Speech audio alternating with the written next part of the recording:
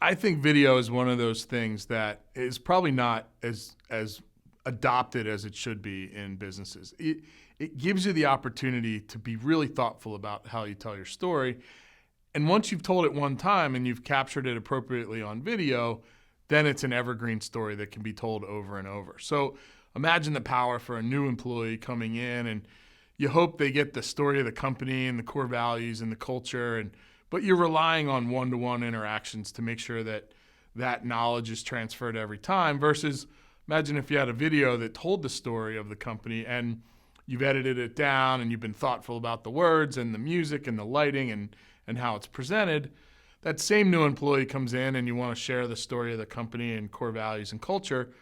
You play the video and you know in advance the reaction that you're going to get. And that's the amazing thing about video. By combining the visual element and the sound elements and kind of the look and feel of the story, you can really create the emotions that you want to elicit and the messages that you want to get right. And you can do it kind of with forethought as opposed to ad hoc and hoping that it happens kind of the right way each and every time. If you have a really important message to share throughout your company, you can do it one-to-one and kind of whisper down the lane style, or you can use video to get that message out globally all at the same time. When you have difficult announcements where you want everyone to find out about something at the exact same time, you can do that via video instead of doing it sort of ad hoc as well. And, we all talk about millennials, and we talk over and over about the challenges and the upsides to millennials in the workforce. But it's never going to change that this generation that's growing up now and the last couple that have grown up before this generation, video is their medium of communication. It's the primary way that they get their content and get messages.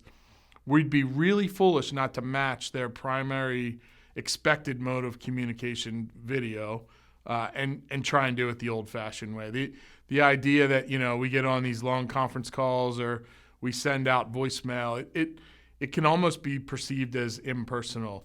At CEO Bootcamp, Vern and I run a CEO Bootcamp down in Florida, and we encourage the entrepreneurs that come through there to communicate with their team once a week. And we've had a subset of those entrepreneurs that have started doing a weekly voicemail that goes out to their employees, and then we've had another group that does a weekly video. And by video, it can be as simple as, hold up your phone and selfie style communicate right to the phone. And the group that does video, by and large, sees much, much greater adoption and much deeper connection with their employee base than the ones that are just doing voice. So we should all be using video to tell our stories, both formally and informally.